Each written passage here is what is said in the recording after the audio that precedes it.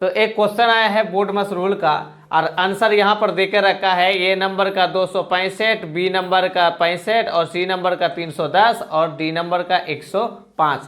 अब क्वेश्चन को पढ़ लेते हैं, क्या बोल रहा है, क्या करने के लिए बोल रहा है। देखो 10 गुना 10 प्लस वर्ग के ब्रैकेट, वर्ग का जो कोष्ठ बोलते हैं, उसके बाद 400 भागा मेझला कोष्ठ, 100 माइनस छोटका कोष्ठ, 50 माइनस 3 गुना 10 रेखा, ठीक है, का सरलीकरण करने पर प्राप्त होता है।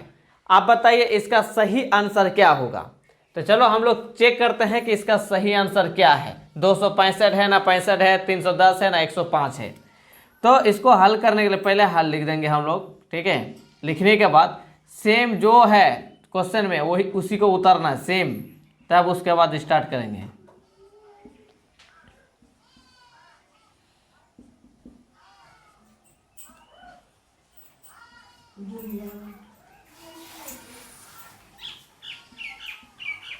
अब यहाँ पर एक चीज ध्यान देना, ठीक है।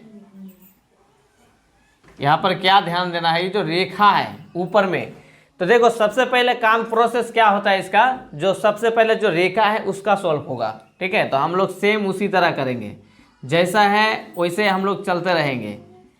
अभी इसको छेड़छाड़ नहीं करेंगे हम लोग।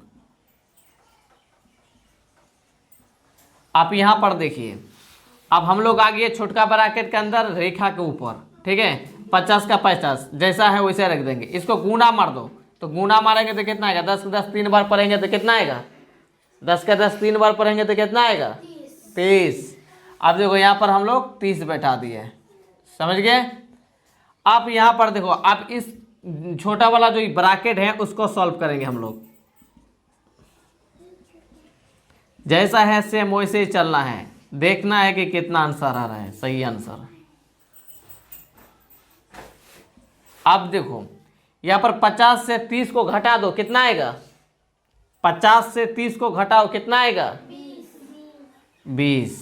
20 का 20 बैठा दो, छोटका ब्रैकेट उड़ गया, छोटका ब्रैकेट हवा में उड़ गया, बच गया कौन, मेझला और बड़का ब्रैकेट, है ना।